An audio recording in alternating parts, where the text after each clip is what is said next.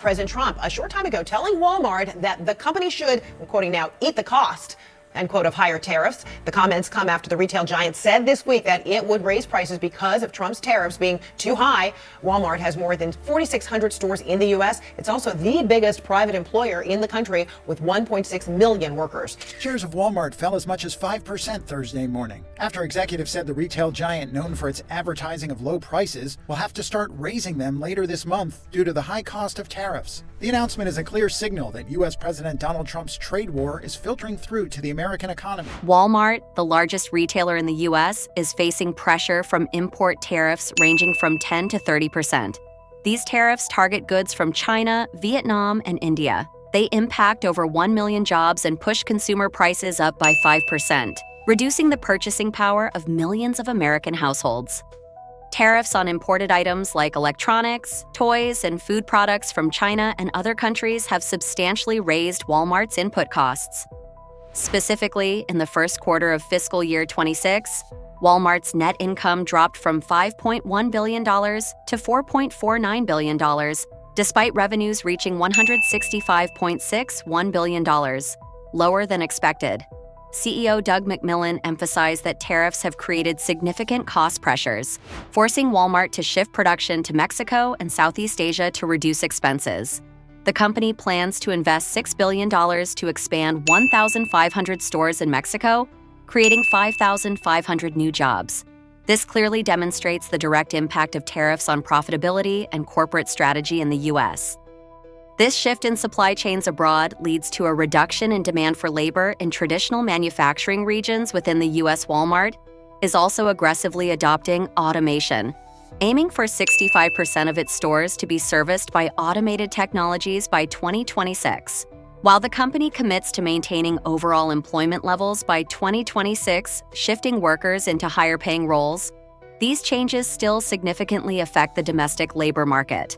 Furthermore, small and medium-sized suppliers and domestic distribution centers are likely facing challenges due to lost contracts or scale adjustments, resulting in localized unemployment and reduced purchasing power among affected workers. Walmart has announced plans to raise prices on certain items starting late May 2025, with more pronounced increases expected in June. Products impacted include toys, electronics, and imported food items such as bananas and avocados. This price hike reflects not only rising input costs, but also triggers a ripple effect across the entire product value chain.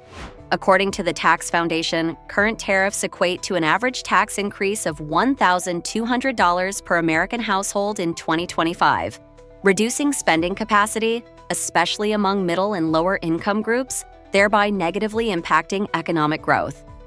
Although initial market reactions were wary, Walmart's stock price reached a record high after the latest financial report, indicating investor confidence in the company's global supply chain optimization.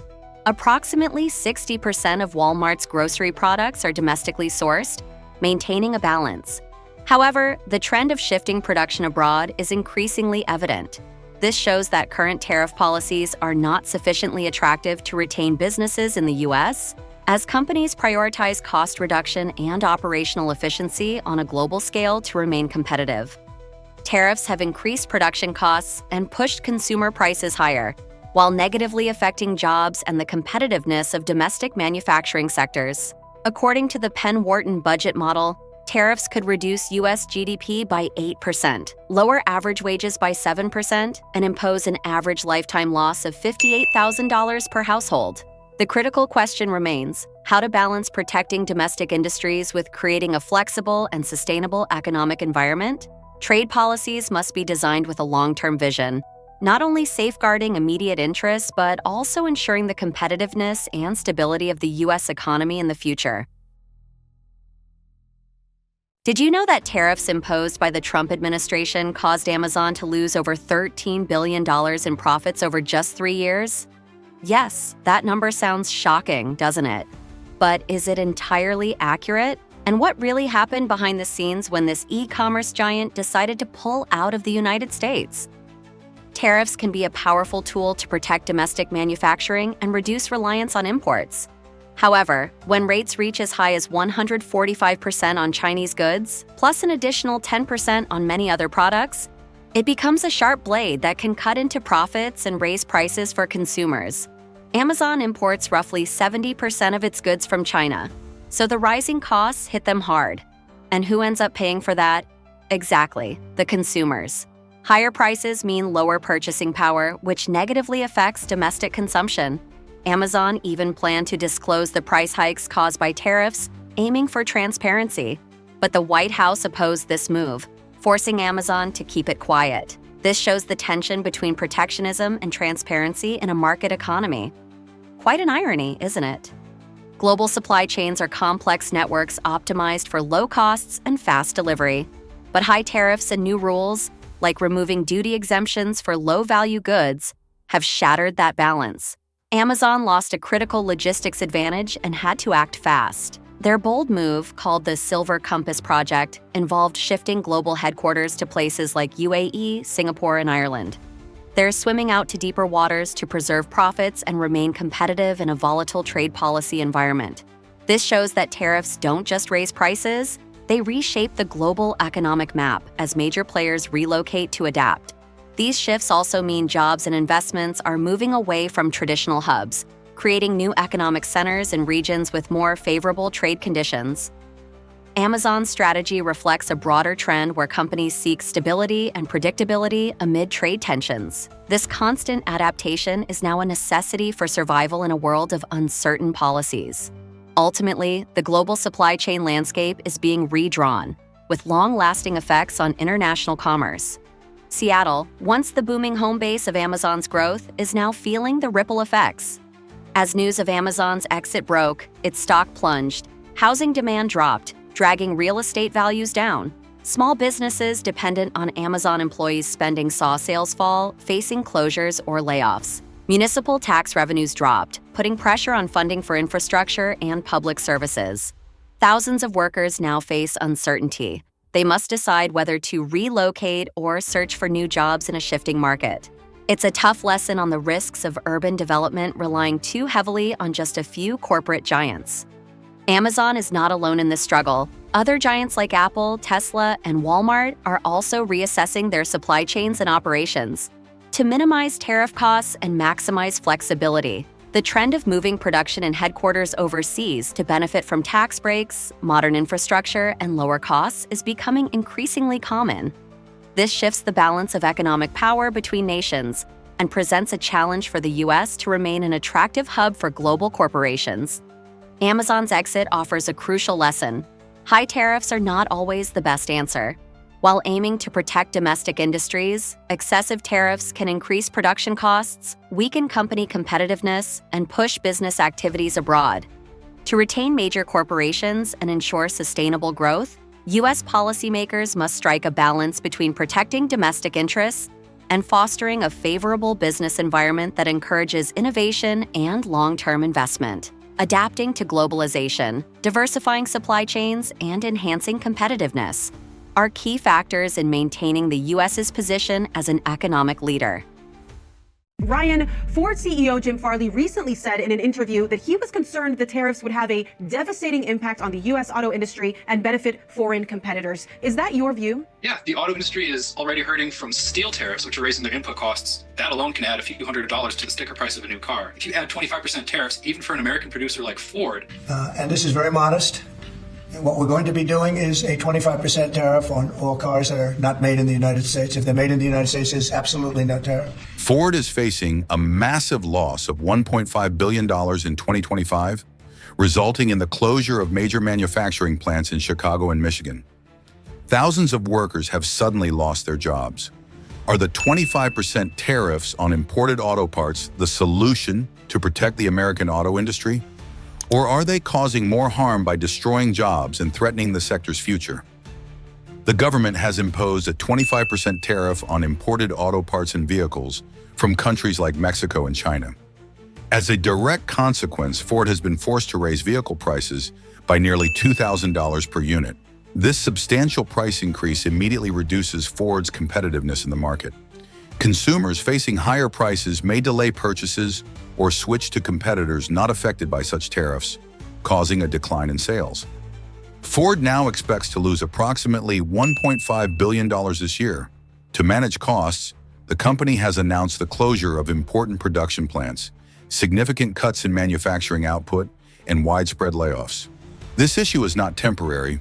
It represents a prolonged economic shock that will affect thousands of American workers and their families over the coming months and possibly years.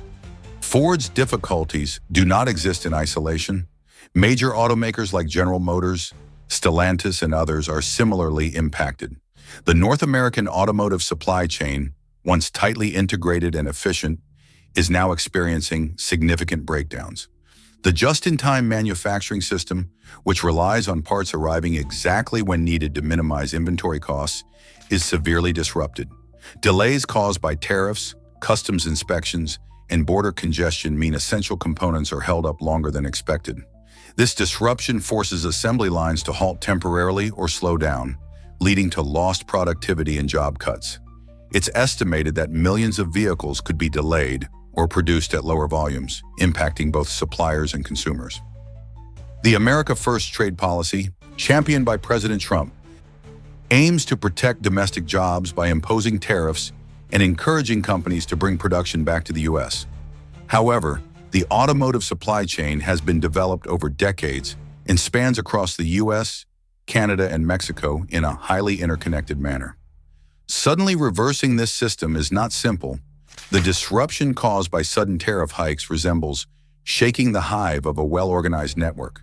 It increases production costs and reduces efficiency, hurting the very jobs it intended to protect. While America First sounds ideal in political speeches, the complex economic reality reveals that restructuring supply chains and domestic manufacturing takes time, significant investment, and careful planning. It is not a solution that works overnight. The closure of plants in Michigan, Indiana, and other states means thousands of workers face job loss and uncertain futures. Many families experience immediate income reductions, leading to lower household spending. This reduction in consumer demand triggers a chain reaction in local economies. Small businesses and retail shops struggle, some are forced to close, and public services face budget shortfalls. The social fabric of these communities is stressed, as unemployment brings additional challenges, including increased demand for social assistance and healthcare. Local governments are working to provide support, retrain displaced workers, and stimulate economic diversification. But these efforts will take time to yield results. Despite challenges, Ford is adapting by diversifying supply chains within the USMCA to reduce tariff impact. They are investing in automation to cut labor costs and expanding their electric vehicle lineup, which faces fewer tariff issues. Government support through tax incentives, worker retraining, and infrastructure improvements can boost domestic production. Local economies should diversify to reduce risks. Consumers should expect higher vehicle prices soon, but can take advantage of incentives for new and electric cars. The U.S. says Trump has secured $600 billion in investment commitments, with agreements to boost defense and technology ties. President Trump did say that the Saudis had committed to investing $600 billion into the U.S. over the next 4 years. That seems to be the figure that they've agreed to today. $600 billion. That's the amount Saudi Arabia has pledged to invest in the U.S. But Washington wants more. $1 trillion. And this demand may trigger a geopolitical gamble with no guaranteed winner. What does the U.S. want from Saudi Arabia? In 2025, as the trade war with China pauses, the United States turns its focus to the Middle East with a clear request. Saudi Arabia must invest $1 trillion USD into the American economy. The publicly stated goal: to create jobs, boost growth, and most importantly, maintain global dominance in AI technology. Previously, Saudi Arabia's total investment in the U.S. hovered around $10 billion annually. Now, $600 billion is being discussed, with expectations of reaching a full $1 trillion. Why such urgency?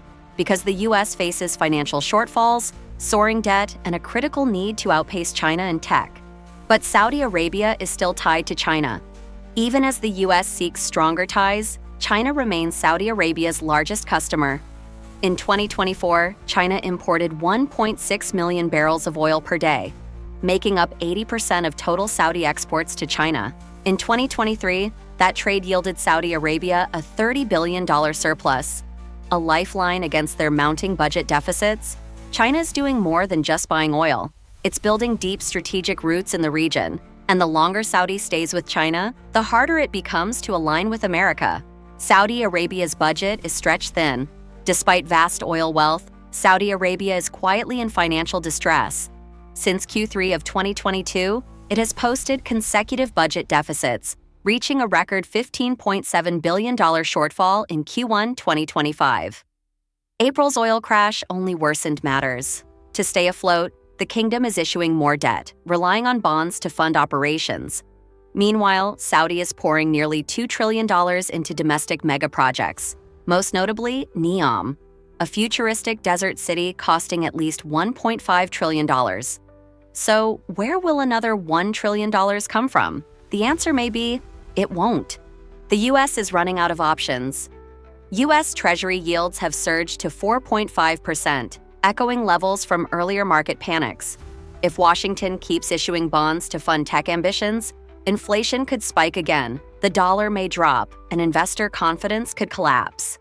That's why the U.S. is now dependent on foreign capital, especially from Saudi Arabia. Some in Washington propose creating an American sovereign wealth fund. But here's the catch. The U.S. runs twin deficits, both fiscal and trade. This means any new fund would be built on debt, and that debt brings risk, market distortions, bubbles, bad investments, and a heavier national debt burden. Who's winning the chip war? Despite fiscal hurdles, the U.S. still leads in AI chip technology, and it's using this to influence the Middle East. NVIDIA recently agreed to supply 18,000 Blackwell AI chips for a 500-megawatt data center in Saudi Arabia. The U.S. is also allowing over 1 million NVIDIA chips to be sold to the UAE through 2027, some going to G42 in Abu Dhabi, others supporting U.S. tech operations in the region. Meanwhile, China is investing $140 billion into its chip industry, compared to America's $35 billion. China also enjoys much lower borrowing costs, just 1.9% compared to America's 4.4%. This means Beijing can spend more, faster, and cheaper, especially in semiconductors. In just 1 month, Tesla's sales in Europe dropped by 45%. Stock prices plunged 15%. And right at that moment, Bugatti unveiled a new hybrid V16 engine with over 1,800 horsepower. Elon Musk completely caught off guard. Bugatti strikes hard, Tesla stumbles. Bugatti, a name synonymous with speed and luxury, just did the unthinkable. They introduced a new hypercar called the Tourbillon, powered by a radically different engine. A naturally aspirated 8.3-liter V16, paired with 3 electric motors, producing a combined output of over 1,800 horsepower. Top speed? 300 miles per hour. That's 480 kilometers per hour. And the most shocking part? A full charge in just 15 minutes. The Tourbillon isn't just a car, it's a statement. Performance doesn't belong to Tesla alone. Throughout development, Bugatti maintained total silence. No teasers, no leaks, no PR campaigns. They only appeared when they were ready to change the game. And when the car was unveiled, the entire auto world held its breath. Elon Musk wasn't immune to the buzz.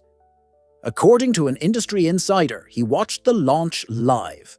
One witness described him as stone-faced, then visibly shaken. This wasn't just a new product, it was a challenge. Bugatti didn't need to talk about going green or emissions. They didn't need subsidies. They simply proved they could build something better, stronger, and more beautiful. Tesla in full-blown crisis. In contrast to its early shine, Tesla is entering a turbulent phase. While still a leading name in EVs, the company faces growing pressure on all fronts. Global sales are sharply declining, especially in Europe. The much-anticipated Cybertruck keeps facing delays. The $25,000 budget EV Elon promised would be released soon. Still no timeline. Consumers are hesitating. Investors are losing faith. Tesla's stock? Down 15% in a single quarter. Worse yet, the market is no longer Tesla's playground. BYD, backed by Warren Buffett, has overtaken Tesla in several Asian markets. Like Tesla, they control battery, chip, and vehicle production, but faster and cheaper. Lucid Motors is targeting the luxury market Tesla once dominated. Rivian is gaining ground in the adventure pickup segment, where Tesla has struggled to make a mark. Meanwhile, Elon Musk is heavily distracted. Twitter/X is plagued by bugs. SpaceX suffered 2 failed launches in just 2 months. His AI startup xAI has yet to show any major breakthroughs, and his controversial statements in Europe are rapidly damaging his image, especially in Germany, the UK, and Canada. No longer the lone icon of innovation, Tesla is now facing a multi-front crisis in tech, media, the market, and leadership reputation. Tesla's future. How many chances are left? Despite challenges, Tesla still holds some key cards.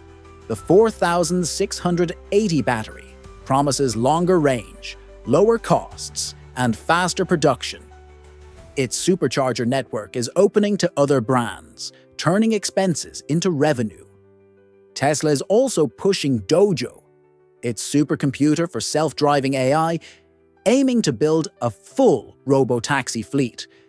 At the same time, the affordable Model 2 is expected to launch in 1 to 2 years, targeting global mass-market users. But the game has changed. Bugatti just proved that performance and luxury don't have to compromise. If Tesla doesn't speed up, its leading position may no longer be guaranteed. On Tesla in China. You've got companies like NIO, companies like Lishan, these Chinese NEV makers that are frankly as good, if not better than Tesla right now. BYD achieved $107 billion in revenue in 2024, surpassing Tesla's $97.7 billion. Along with this, their vehicle production increased tenfold from 450,000 units to 4.27 million in just 4 years. Can this Chinese company completely change the automotive industry? BYD's remarkable growth. In 2024, BYD achieved $107 billion in revenue, surpassing Tesla's $97.7 billion. This is not a fluke, but proof of their explosive growth in the global auto industry. In just 4 years, from 2020 to 2024, BYD's vehicle production skyrocketed from 450,000 to 4.27 million units. This is truly impressive, especially as they have begun to dominate challenging markets like Italy and Spain. These numbers not only reflect growth, but also showcase a smart strategy that has rapidly reshaped the global automotive map. With this growth rate, BYD is not just challenging giants like Tesla, but has the potential to completely reshape the auto industry in the near future. Tesla's decline. Meanwhile, Tesla, while still a major name, is beginning to face stagnation. Although their revenue remains stable, Tesla's growth rate is slowing down. They still haven't fulfilled their promise of a $25,000 car, and even the Cybertruck has been repeatedly delayed. While Tesla still holds its market share, BYD is surpassing them in both revenue and production. These delays and the lack of new models have caused Tesla to lose its competitive edge, especially as BYD continues to expand and offer electric and hybrid models that meet market demand. BYD's models like the Dolphin and Seal are more affordable yet still deliver high performance and quality. A challenge Tesla can't easily compete with: technology and production costs. The answer lies in technology and production costs. BYD developed blade battery technology using lithium iron phosphate, LFP, which allows vehicles to charge fully in just 5 minutes and comes with much lower production costs compared to Tesla's NMC batteries. While Tesla uses LFP in some models in China and Europe, BYD fully controls this technology, managing the entire supply chain from production to distribution, giving them a huge advantage in cost savings and risk reduction. BYD not only leads in technology, but is also ahead of Tesla in product strategy. While Tesla remains committed to a fully electric car strategy, BYD has successfully developed hybrid models like the Super DM, which run on electricity most of the time and only use gas when necessary. Tesla, focusing on pure electric vehicles, has neglected this hybrid segment. This has allowed BYD to dominate the market, especially in regions where charging infrastructure is still limited. Speed and consistency in strategy. BYD's growth comes not just from product development, but also from an extremely rapid expansion strategy. In just 5 years, they grew from 450,000 units to 4.27 million units. Meanwhile, Tesla seems to be struggling to maintain the same rapid growth it once had. The numbers don't lie. BYD has surpassed Tesla in production, technology, manufacturing, and pricing. While Tesla is falling behind, if BYD maintains this strategy, can Tesla retain its position? $20,000 in extra costs just from tariffed imports, 135% tax on U.S. soybeans, and 170% duties slapped on U.S. pork. This is no longer speculation. It's reality, dragging American agriculture to the brink, from backbone to obstacle. In the past, agricultural exports were a cornerstone of America's trade balance. Soybeans, corn, pork, and dairy, products that fed billions, used to be shipped across the globe from ports in Louisiana, Houston, and Long Beach. But now, over 95% of those orders have silently disappeared. The reason? Not climate, not pests, but something invisible: tariffs. As trade tensions rose between the US and China, both sides escalated. China imposed 125% duties on American goods. The US responded with 145% on Chinese exports. But the impact didn't stop at the border. It struck deep into rural America. Higher prices, shut doors, lost markets. One of the clearest examples: soybeans. China, once the largest buyer, has now turned to Brazil. With a 135% tariff, American soy is simply too expensive to compete, and instead of waiting for change, China locked in multi-year contracts with Brazil. The result? Iowa farmers say the market is lost and won't be coming back. Pork followed a similar path. With 170% tariffs, US pork is now unviable in China. Orders disappeared and competitors like Europe and New Zealand stepped in immediately. Meanwhile, consumers at home gain nothing. Prices rise, but farmers' income drops. The real cost isn't just tariffs, it's lost opportunity. When farmers become silent victims, input costs are surging too. Fertilizers, seeds, chemicals, diesel, all imported. A New York dairy farm reported a $20,000 increase in feed and fertilizer alone. In Illinois, farmers gave up crop rotation. They planted corn only because soy was too volatile. In Wisconsin and Pennsylvania, dairy producers watched export markets to China collapse entirely and the dominoes fall. New equipment isn't bought. Farmland isn't rented. Rural banks are facing default. In North Dakota, a grain elevator shut down for the first time in 40 years. In Minnesota, mental health clinics for farmers are overwhelmed because for many, the farm isn't just a job, it's a family legacy. While America waits, the world moves on. What's worse is the slow response. Farmers demand tariff relief, renewed trade talks, but they don't trust bailouts. They remember what happened last time: delayed payments, red tape, forms piled up, and while America hesitates, others are advancing.